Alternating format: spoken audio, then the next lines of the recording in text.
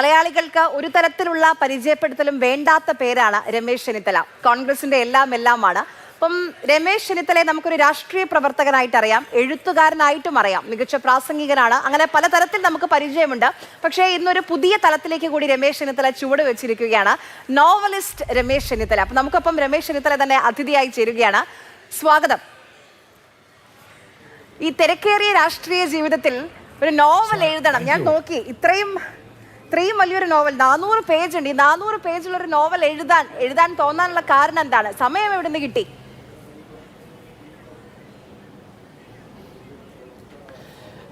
Actually 2.5 വർഷം എടുത്തത് പൂർത്തിയാക്കാൻ. എനിക്ക് സമയമില്ലാത്തത് കൊണ്ടാണ് എൻ്റെ മനസ്സിൽ വർഷങ്ങളായി നിലനിന്ന ഒരു കഥാതന്തു നോവലിലേക്ക് മാറ്റാൻ താമസിച്ചത്. ഇവിടെ പറഞ്ഞത് ശരിയാണ്. നമുക്ക് ഈ തിരക്കിനിടയിൽ പലപ്പോഴും എഴുതാനുള്ള സമയം കിട്ടാറില്ല. വായിക്കാൻ യാത്രകളിലൊക്കെ വായിക്കാം, ട്രെയിനിൽ പോകുമ്പോൾ വായിക്കാം, വീട്ടിൽ രാത്രിയിലുള്ളപ്പോൾ വായിക്കാം. എഴുതാനുള്ള കാര്യങ്ങൾ, ഞാൻ ആദ്യം ഒരു കഥ എഴുതാനാണ് ഉദ്ദേശിച്ചത്. പക്ഷേ എഴുതി വന്നപ്പോൾ അത് നോവലിലേക്ക് അത് പരിണമിക്കുകയാണ് ഉണ്ടായത്. നമ്മുടെ ജീവിതത്തിൽ കണ്ടുമുട്ടിട്ട ആളുകൾ, വ്യക്തികൾ, അതോടൊപ്പം തന്നെ സംഭവങ്ങൾ, വിഷമങ്ങൾ, പ്രയാസങ്ങൾ ഒക്കെ ചാലിച്ചാണ് ഈ നോവൽ ഉണ്ടാക്കിയിരിക്കുന്നത്. ഇത് അമേരിക്കയിൽ നടന്ന ഒരു സംഭവവുമായി ബന്ധപ്പെട്ട് കേരളവുമായി അതിന് ബന്ധമുള്ളത് കൊണ്ട് അത് രണ്ടും കൂടെ യോജിപ്പിച്ചാണ് ഈ നോവൽ ഉണ്ടായിട്ടുള്ളത്.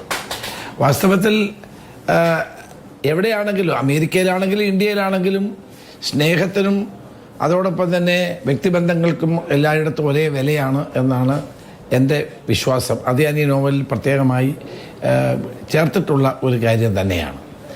അപ്പോൾ അങ്ങനെയാണ് ഒരു നോവൽ എഴുതണമെന്നുള്ള ആശയം എൻ്റെ മനസ്സിൽ വന്നത്.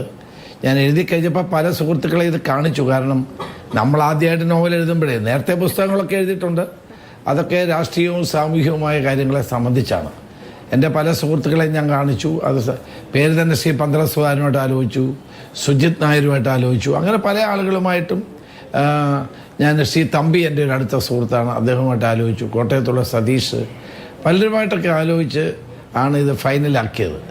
ഏതായാലും ഇപ്പം ഇന്നൊരു സന്തോഷമുണ്ട്. ഇന്നിപ്പോൾ പുസ്തകം ഇറങ്ങിയതിൽ എനിക്ക്, അതും മലയാളത്തിൻ്റെ കഥകളുടെ കുലപതിയായ പപ്പേട്ടൻ നമ്മൾ വിളിക്കുന്ന ടി പത്മനാഭൻ തന്നെ പ്രശസ്ത സംവിധായകനായ ബ്ലെസ്സിക്ക് കൊടുത്തുകൊണ്ട് അത് ഉദ്ഘാടനം ചെയ്തതിൽ ഏറ്റവും സന്തോഷിക്കുന്ന ഒരാളാണ് ഞാൻ. എൻ്റെ കയ്യിൽ കുറച്ച് മുൻപാണ് ഈ പുസ്തകം കിട്ടിയത്. ഞാനൊന്ന് ഓടിച്ച് വായിച്ചു നോക്കിയപ്പോൾ ഒറ്റപ്പാലത്തേക്ക് എത്തിയതിന് ശേഷം അവിടെയുള്ള ഒറ്റപ്പാലത്തുകാരുടെ ആ സ്ലാങ് പോലും ആ എഴുത്തിലുണ്ട്. അതെങ്ങനെ സാധിച്ചു? അല്ല, അതിപ്പോൾ നമ്മൾ തൃശ്ശൂർ ചെയ്യുമ്പോൾ ശ്രീശുരുടെ സ്ലാങ് നമുക്ക് അറിയാം, കണ്ണൂർ പോയാൽ അവർക്കറിയാം. അത് നമ്മൾ എത്രയോ വർഷമായിട്ട് ഈ പ്രദേശങ്ങളുമായിട്ടൊക്കെ ബന്ധപ്പെടുന്ന ആളുകളാണ് നമ്മളെല്ലാം. ഞാനത് 50 വർഷത്തിലേറെ കേരളത്തിൻ്റെ ഓരോ മുക്കിലും മൂലയിലും സഞ്ചരിച്ചിട്ടുള്ള ഒരാളാണല്ലോ. എല്ലാ ഗ്രാമത്തിലും എനിക്ക് ഓരോ 5-10 ആളുകളെ നേരിട്ട് അറിയാൻ കഴിയുന്ന ഒരു വ്യക്തിയാണ്. അപ്പോൾ അതുകൊണ്ട് തന്നെ ഈ സ്ലാങ് കിട്ടാൻ നമുക്ക് വലിയ പ്രയാസമില്ലല്ലോ.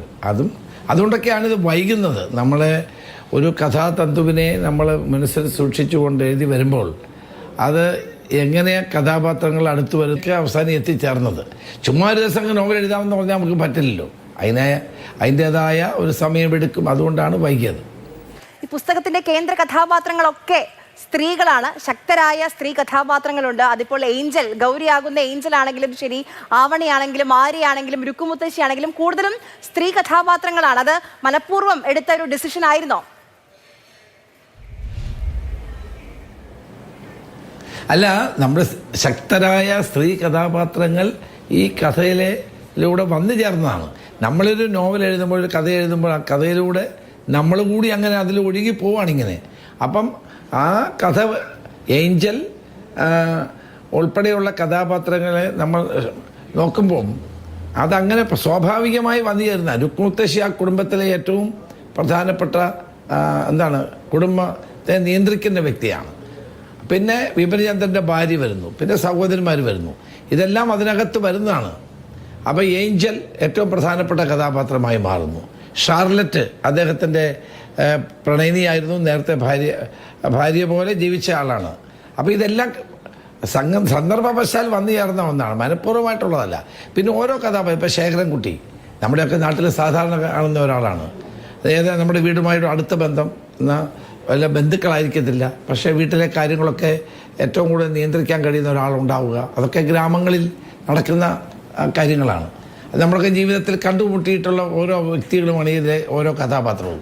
ഞാൻ എൻ്റെ ജീവിതത്തിൽ കണ്ടിട്ടുള്ള ആളുകൾ തന്നെയാണ് ശേഖരൻകുട്ടിയും അങ്ങനെയുള്ള കഥാപാത്രങ്ങൾ എല്ലാവരും തന്നെ. അപ്പോൾ അതെല്ലാം കൂടി ചേർത്തൊരു കഥയായി നോവലായി രൂപപ്പെടുത്തിയെടുത്തതാണ്. വളരെ സിമ്പിൾ ലാംഗ്വേജിലാണ്, നമ്മൾ മലയാളിക്ക് പെട്ടെന്ന് മനസ്സിലാക്കാൻ കഴിയത്തക്ക നിലയിലാണ് അത് എഴുതി രൂപപ്പെടുത്തിയിട്ടുള്ളത്. ആധുനികമായ രീതിയിലുള്ള എഴുത്തല്ല, നമ്മൾ സാധാരണഗതിയിൽ ആർക്ക് വായിച്ചാലും മനസ്സിലാവുന്ന രീതിയിലാണ് ഇത് എഴുതിയിട്ടുള്ളത്. താങ്കളുടെ വായനയെ കുറിച്ചൊക്കെ അറിവുണ്ട്. ഗാന്ധിയും നെഹ്റുവും ഒക്കെ വായിച്ച എപ്പോഴാണ് നോവലുകളിലേക്ക്, പ്രത്യേകിച്ച് ഡിറ്റക്റ്റീവ് നോവലുകളിലേക്കൊക്കെ ഒരു താല്പര്യം തോന്നി തുടങ്ങിയത്? അല്ല, ഡിറ്റക്റ്റീവ് നോവൽ സ്കൂളിൽ പഠിക്കുന്ന കാലത്താണ്. സ്കൂളിൽ പഠിക്കുന്ന കാലത്തിന് ഡിറ്റക്റ്റീവ് നോവൽ വായിച്ച് രാത്രി പേടിച്ചിട്ടൊക്കെ ഉണ്ട്. പിന്നീട് ഡ്രാക്കുള വായിച്ച് പേടിച്ചിട്ടുണ്ട്. അങ്ങനെ ആ കാലഘട്ടങ്ങളിൽ കിട്ടുന്ന ഡിറ്റക്റ്റീവ് നോവലുകളൊക്കെ വായിക്കുക. നീലകണ്ഠൻ പരമാര, മോഹൻ ഡി കങ്കട, അങ്ങനെ ധാരാളം മലയാളത്തിലെ പ്രസിദ്ധരായിട്ടുള്ള ഡിറ്റക്റ്റീവ് നോവലുകൾ എഴുതുന്നവരുടെ നോവൽ വായിക്കുമായിരുന്നു. അത് കഴിഞ്ഞിട്ടാണ് പിന്നെ നോവലിലേക്ക് പോകുന്നു. ഞാനിത് നോവൽ എന്ന് പറയുമ്പോൾ നമ്മൾ മറ്റു പുസ്തകങ്ങളും വായിക്കും, പക്ഷെ നോവലാണ് എനിക്ക് ഏറ്റവും പ്രിയപ്പെട്ട, എനിക്ക് ഏറ്റവും ഇഷ്ടപ്പെട്ടത് നോവലാണ്. അതുകൊണ്ട് ഇംഗ്ലീഷിലാണേലും മലയാളത്തിലാണേലും ഹിന്ദിയിലാണേലും നോവൽ കിട്ടിയാൽ ഞാൻ വായിക്കും. അത് എനിക്ക് ഏറ്റവും ഇഷ്ടമുള്ളൊരു കാര്യമാണ്. ഇപ്പോഴും നോവൽ വായിച്ചുകൊണ്ടിരിക്കും. ഇപ്പം നമ്മുടെ ഇട്ടിക്കോരയുടെ ഒരു പുതിയ നോവൽ നമ്മൾ TD രാമകൃഷ്ണൻ ഇറക്കിയിട്ടുണ്ട്. അതാണ് ഇപ്പോൾ വായിച്ചുകൊണ്ടിരിക്കുന്നത്. ഈ പുസ്തകത്തിന്റെ ടൈറ്റിൽ നിയോഗം, തെരഞ്ഞെടുപ്പാണ്. കേരളത്തിന്റെ അടുത്ത മുഖ്യമന്ത്രിയായി ആ കസേരയിൽ ഇരിക്കാൻ കാത്തിരിക്കുന്ന, ആ നിയോഗത്തിനായി കാത്തിരിക്കുകയാണ്. അതൊരു അതിവായനയാകുമോ?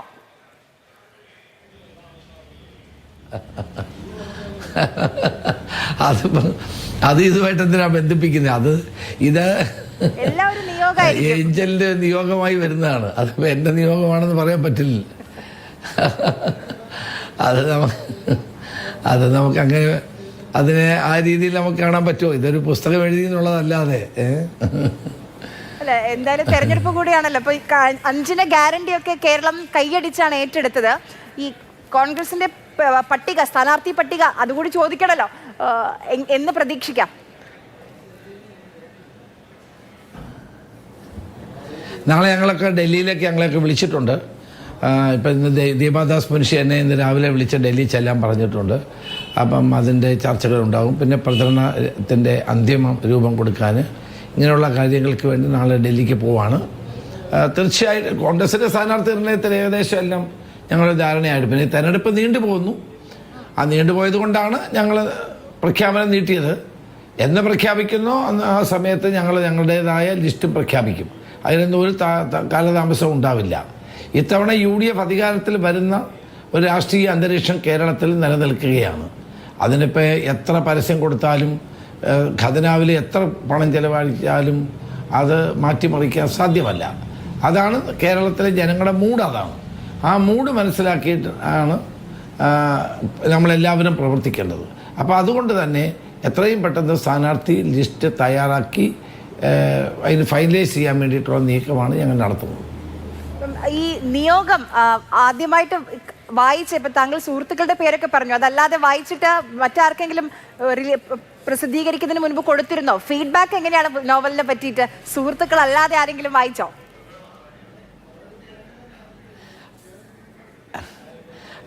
ഒന്ന് രണ്ട് പേര് വായിച്ചു. അത് അവർക്ക് വളരെ ഇഷ്ടപ്പെട്ടു നോവല്. ചിലടത്ത് ചെറിയ ചേഞ്ചൊക്കെ വരുത്തണമെന്ന് പറഞ്ഞു.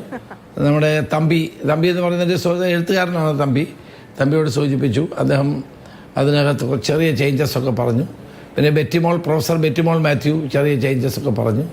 പിന്നെ എൻ്റെ കോട്ടയത്തുള്ള 1-2 സുഹൃത്തുക്കൾ, വർഷങ്ങളായി എനിക്കറിയാവുന്ന സതീഷിനെ പോലെയുള്ള സുഹൃത്തുക്കൾ പറഞ്ഞു. അങ്ങനെ കുറച്ച് മാറ്റങ്ങളൊക്കെ അവിടെ ഇവിടെയൊക്കെ വരുത്തിയിട്ടുണ്ട്. കാരണം ഞാനൊരു പ്രൊഫഷണൽ നോവലിസ്റ്റൊന്നും അല്ലല്ലോ, ആദ്യമായിട്ട് എഴുതുകയല്ലേ. അപ്പം എല്ലാവരുടെ അഭിപ്രായങ്ങൾ ചോദിക്കണമല്ലോ. ശരി, എന്തായാലും ബുക്ക് ഇപ്പോൾ തന്നെ ചർച്ചയായി കഴിഞ്ഞിട്ടുണ്ട്. പ്രത്യേകിച്ച് ആ നിയോഗം എന്നുള്ള ടൈറ്റിൽ ആളുകളൊക്കെ വലിയ രീതിയിൽ അതിൽ ഞാൻ നേരത്തെ നടത്തിയ പോലെ അതിവായനയൊക്കെ നടത്തുന്നുണ്ട്. എന്തായാലും കാത്തിരിക്കുകയാണ്. എല്ലാവർക്കും ഇഷ്ടപ്പെടുമെന്നാണ് പ്രതീക്ഷിക്കുന്നത്. വളരെയധികം നന്ദി ഞങ്ങൾക്കൊപ്പം ചേർന്നതിന്. എല്ലാവരും വായിച്ച് നല്ല നല്ല അഭിപ്രായങ്ങൾ പുസ്തകത്തിനെ കുറിച്ച് പറയട്ടെ. ഇനിയും എഴുതാൻ കഴിയട്ടെ താങ്കൾക്ക്. ഇങ്ങനെ തീർച്ചയായിട്ടും മാതൃഭൂമി ന്യൂസ് ഇങ്ങനെ ഒരു ചർച്ചയ്ക്ക് അവസരം നൽകിയതിന് പ്രത്യേകം നന്ദി പറയുന്നു. എൻ്റെ നോവൽ എല്ലാവരും വായിക്കണം, കൈനീട്ടി സ്വീകരിക്കണം. ആർക്കെങ്കിലും അഭിപ്രായങ്ങളുണ്ടെങ്കിൽ അതെന്നെ അറിയിക്കാൻ മടിക്കരുത്.